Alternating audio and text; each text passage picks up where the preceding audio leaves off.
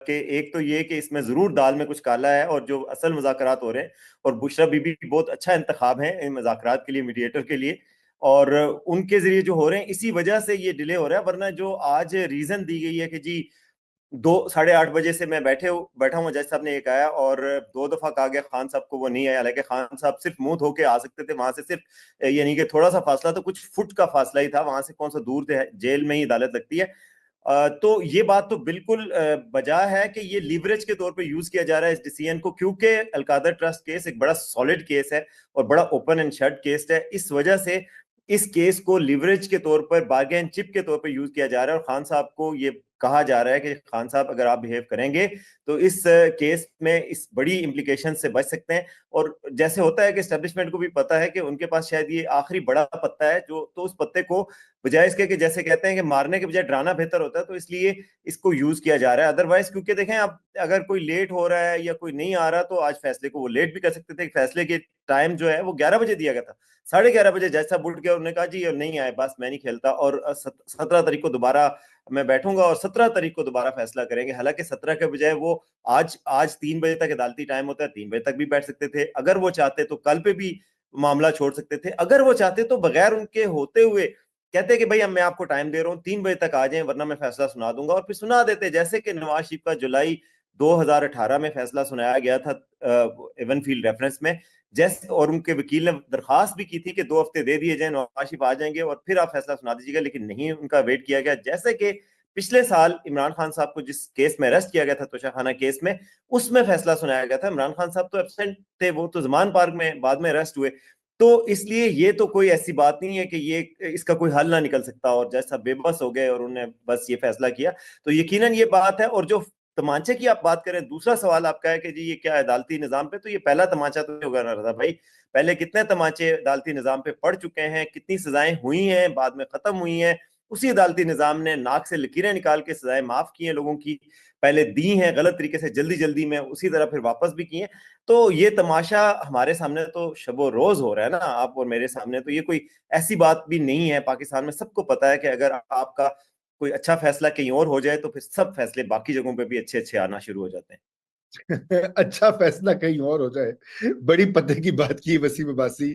माशाल्लाह, हुनर आपको भी जो है ना, ये अब आ चुके आप हैं, पक्के हो सीखते हैं चुके हैं आपसे। आपसे सीखते तो हैं, अब आप देखें। देखिए, इजाज सादी, आजकल तो आप बड़े हस्तियां हैं, बेहतरीन कॉलम निगार की जो है, उनके जेरे साया आप काम कर रहे हैं। अच्छा इजाज भाई, आप जरा आप भी बताइए, अपना तबसरा दीजिए, ये डील हो रही है कि नहीं हो रही? मुझे ये पता, आज ये उन्होंने कहा, इमरान वसीम हमारे दोस्त हैं, उन्होंने कहा कि जी लंदन की भी बात हो रही है, वो कह रहे हैं लंदन चले जाओ, लेकिन वो नहीं मान रहा, और वो इस्टेब्लिशमेंट भी कहती है हमने नहीं भेजना।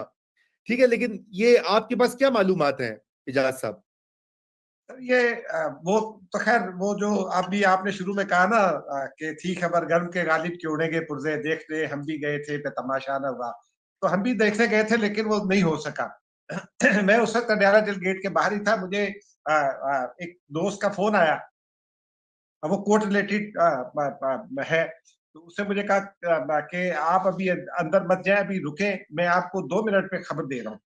और ये जज साहब की रवानगी से तकरीबन ये कोई 1 घंटा पुरानी पहले की बात है। तो उन्होंने कहा कि जज साहब बड़े शदीद बरहम हैं, और जज साहब ने 8:30 का टाइम दिया था बुशा बीबी के वकला को भी। बुशा बीबी को भी नोटिस भिजवा दिया गया था, और खान साहब के पास 2 दफा आदमी भेजा गया। अब खैर, जो चूंकि हम सारे लोग मीडिया पर जो है ना कहीं किसी न किसी मोहब्बत का शिकार हो जाते हैं, तो माफी भी दे दिया करते हैं। आजकल का जो इमरान खान है ना, वो बहुत खतरनाक है, और उससे सारी जेल भी डरती है, उससे सारे जजेस भी डरते हैं। फिर ये वाले जो जज हैं साहब अदालत वाले, इनको मैंने देखा है। मैंने एक मरतबा खुद जज साहब को ये कह दिया कि जज साहब आपको तो सब्र अयूबी का अवार्ड मिलना चाहिए। बड़ा सब्र का मुजाहरा इन्होंने किया। कुछ इंसाफ के तकाजे भी होते हैं ना। इमरान खान के बारे में एक बात तो हमें जेहन नशीन रखनी चाहिए कि इमरान खान अडयाला जेल का कैदी नहीं है।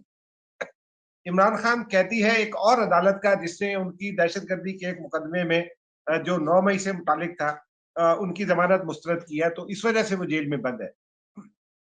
ओ, तो उनको बाय फोर्स अडयाला जेल नहीं ला सकती, एक बात पे। दूसरा ये कि कैदी, और वो भी अगर साबिक वज़ीर आज़म हो, तो उसके भी इंसानी हुकूक भी होते हैं, और वैसे भी कुछ अदब तमीज का भी कोई कोई मामला होता है ना।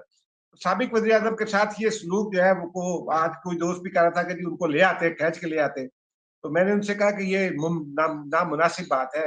ये बिल्कुल कोई भी आदमी इसकी हिमायत नहीं करेगा और फिर ये इंटरनेशनल थू-थू जो होती है वो तो होती होगी और आपको तो ज़्यादा पता है कि कितनी होती है।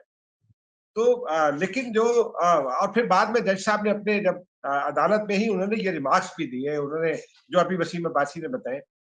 लेकिन जहाँ तक मुज़ाकरात की बात है ना, तो और फिर मजे की बात आपको ये बताऊं कि जज साहब जब जा रहे थे उन्होंने कहा कि मैंने बुशरा बीबी को खास तौर पर हिदायत की थी कि 8:30 बजे पहुंच जाए। एक डेढ़ घंटे का सिक्योरिटी का प्रोसेस होता है, वो एक एक करके लोग बुलाते हैं अंदर। बुशरा बीबी जज साहब की रवानगी को कोई आधा आधा घंटा 40 मिनट के बाद वहां तशरीफ ले आई। और मैंने वैशाली यूसुफजई से पूछा कि भाई वो बुशरा बीबी नहीं आई। उन्होंने कहा वो तो आ गई हैं, वो असल में उनको देर हो गई, वो सामान इकट्ठा कर रही थी क्योंकि उन्होंने अब जेल में रहना था। तो बहरहाल ये बात है, लेकिन जो मुज़ाकरात की बात है, वो अभी आपने खुद भी कह दिया, इमरान वसीम का भी आपने तस्करा किया, लंदन की बात चलने का भी तस्करा किया। लंदन की बात मैं आपको खबर के तौर पर बता दूं, कोई बात नहीं है। ओह, अच्छा।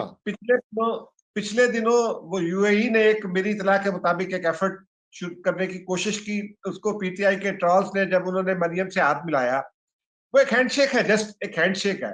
उसको जो जो जिस किस्म की गुफ्तगू की गई वो उसका, और फिर उसको किसी ने कंडेम नहीं किया।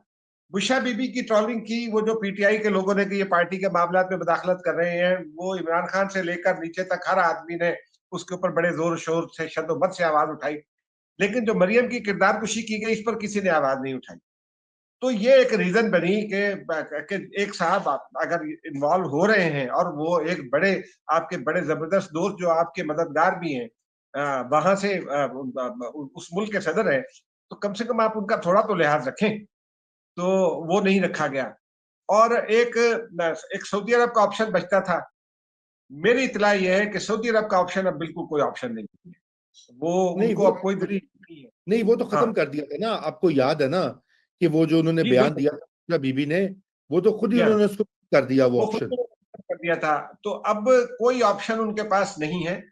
आज का जो डिले है, मैं अपनी इतलात की बुनियाद पर ये दावा कर रहा हूं कि ये डिले पीटीआई जो है वो उसकी ये पॉलिसी थी।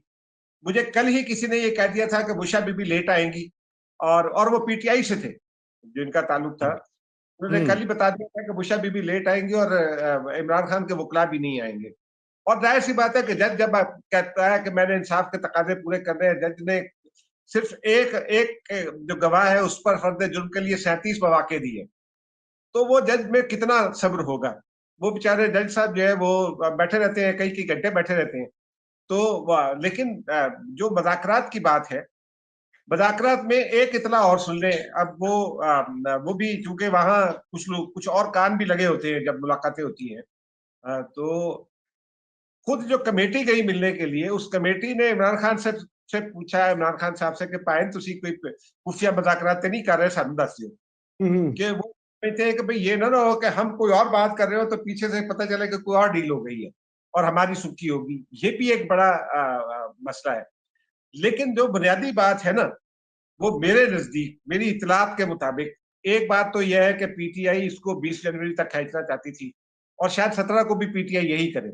और हो सकता है 17 को जज साहब भी यही करें कि बुरा भला कहें और फिर थू भाग करते उठ के गुस्से में जो है ना निकल जाए कि मैं जा रहा हूँ, खुदा फिर मैं नहीं सुना रहा फैसला।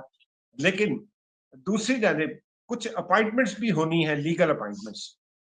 तो हुकूमत का भी की भी ये कोशिश है कि ये मामला जरा आगे चला जाए।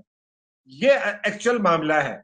तीसरा ये कि हुकूमत की एक प्रॉब्लम ये है कि हुकूमत ये जो लोग बात करते हैं ना कि इमरान खान का नैरेटिव बिकता है, हम आप रोजाना ये बात करते हैं।